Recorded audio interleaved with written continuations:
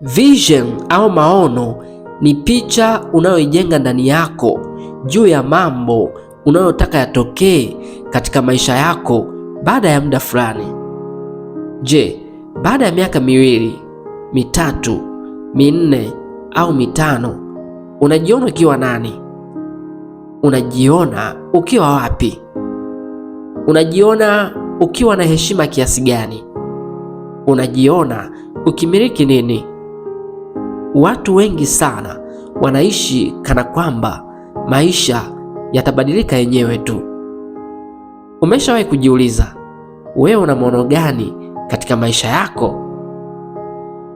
Sikia, Mungu hawezi kukufanikisha katika jambo ambalo wewe mwenyewe hujaliona ndani yako kuwa litatokea siku moja katika maisha yako. Watu wengi wana macho lakini wamekosa maono. Ndiyo maana wanajidharau na kujiona si kitu chochote katika dunia hii. Wameridhika kabisa na maisha wanayoishi. Laiti kama wangejua ndani yao Mungu aliweka kitu kikubwa sana kwa ajili ya maisha yao, leo hii wangekuwa na maono. Ona, haujaja duniani kuzurura na kushangaa watu. Kuna kitu kikubwa sana umekibeba ndani yako, unahitaji ukitimize kabla ya kuondoka hapa duniani. Je, umeridhika na maisha unayoishi? Ukweli ni kwamba hakuna mtu anayeweza kuvumilia hali asiyoipenda. Anza leo kujiona wa tofauti.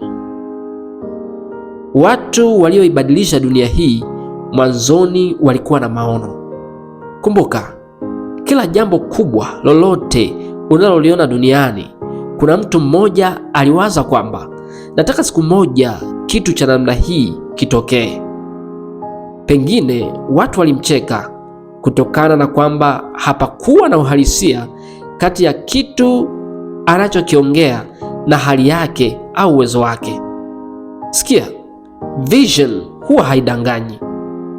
Mtu mwenye vision leo unaweza kumwona hana kitu au amechanganyikiwa, lakini muda unakuja utaona matokeo makubwa katika maisha yake. Andika maono yako kwenye diary au daftari na uanze kutengeneza mikakati ya kutekeleza maono hayo. Jifunze kuongea na watu sahihi, maana sio kila mtu anafaa kuwa rafiki yako. Mtu mwenye maono makubwa anajua mtu wa kwenda naye. Ona, usifanye kila kitu, usisome kila kitu na usiangalie kila kitu. Be specific, itakusaidia sana.